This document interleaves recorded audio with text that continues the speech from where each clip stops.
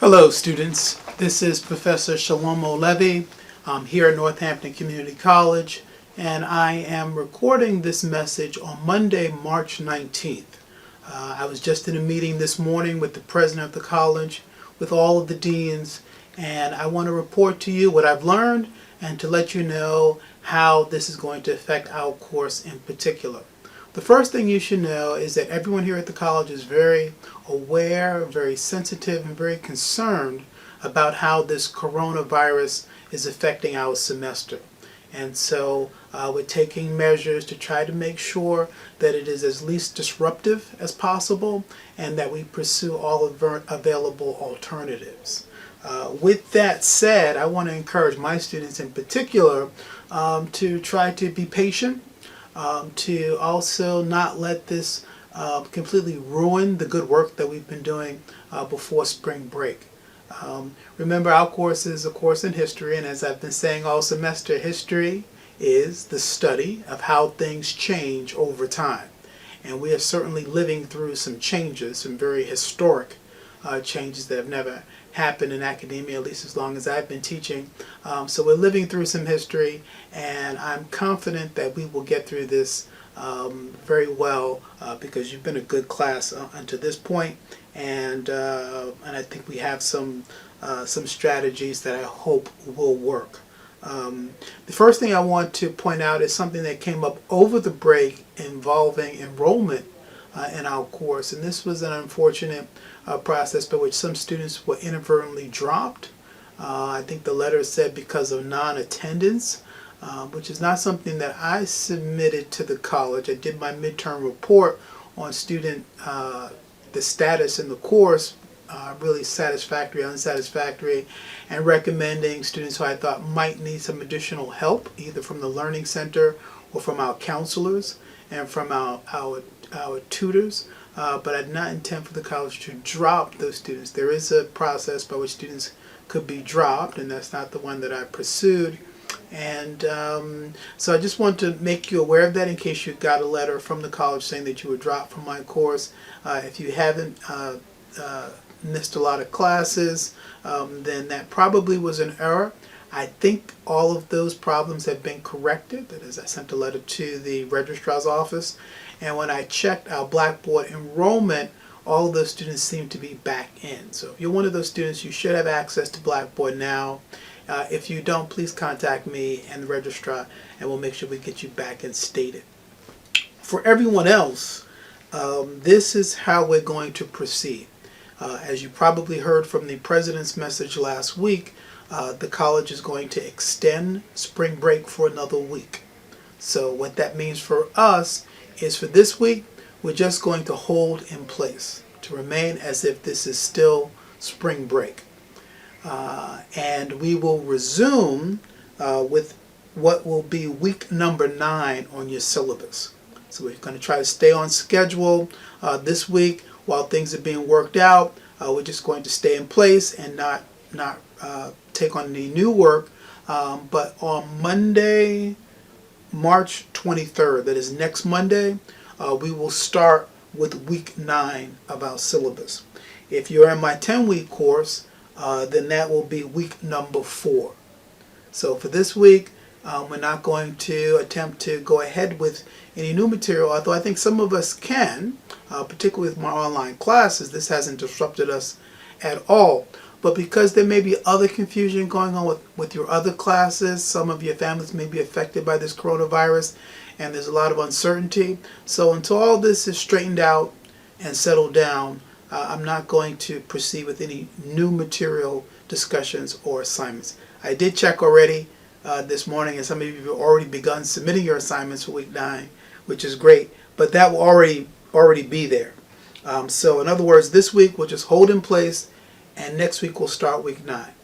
Now, for students in my History 2 Honors course and students in my Black Experience course, in those classes, students have a required research paper. And some of you are doing extra credit research papers in my other courses. For you, I would recommend and really urge that you use this additional time to complete work on your research papers. So continue doing your reading, your writing, your outlines.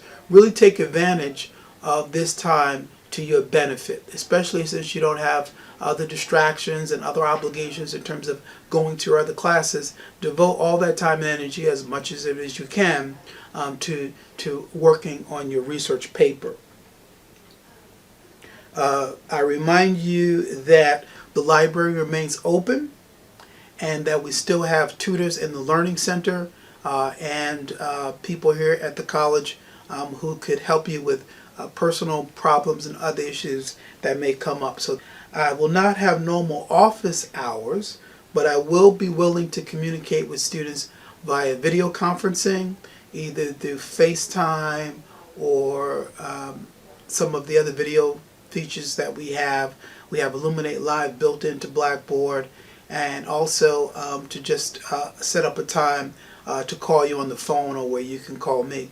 So if you do wish to speak to me privately or one-on-one about your paper or something else, then that is still possible during this period, but we would make private arrangements. That is to contact me by email, give me a time and number perhaps that I should call you, and we could talk on the phone or do a video conference. But that is how we'll deal with office hours until further notice.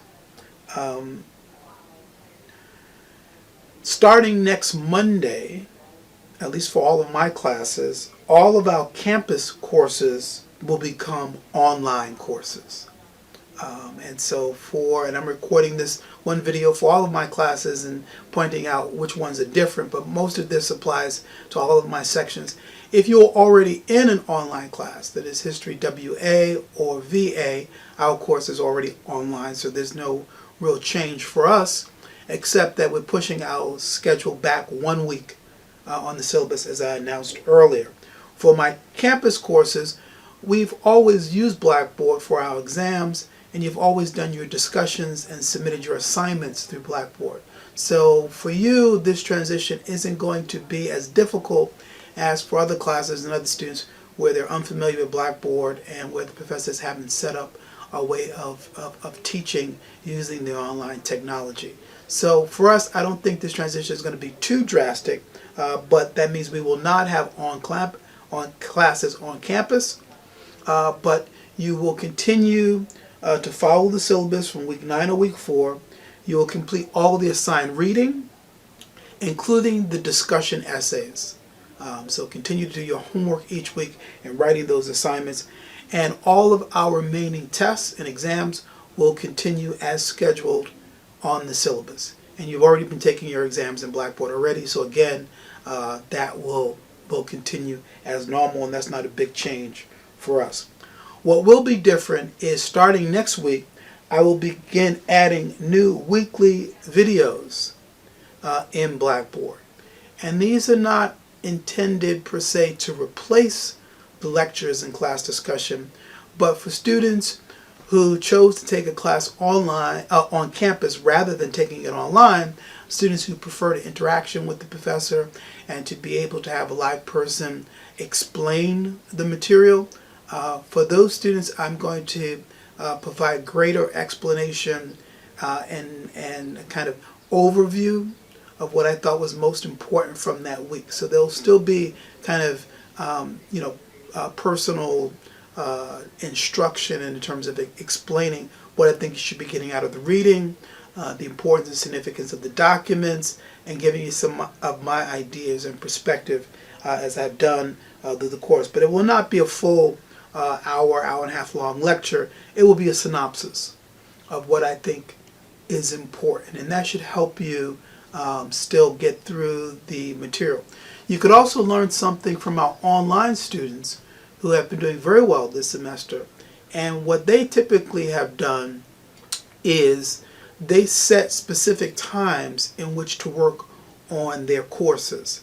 So on a campus course, our class either meets Tuesday or Thursday or Wednesday or Thursday evening, and that's when students work. In this online environment, you have to set your own schedule, and it could either be the same time we would normally meet. You could be working at home and do your assignments at that same time, or you could pick a day in which you will work on that course. But do have a structure, have a plan.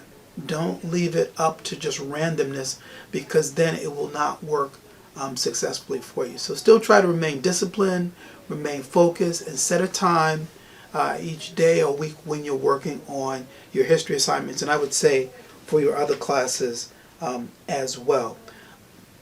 It will require you to pay even closer attention to the assigned readings. And this is something, again, online students have been doing all along. They read the chapters that I assign, they look at the documents, and then they write their discussions. And I could see that, as you know, in our new online technology, I could see who's reading the textbook, what pages they're on, what chapters they're on.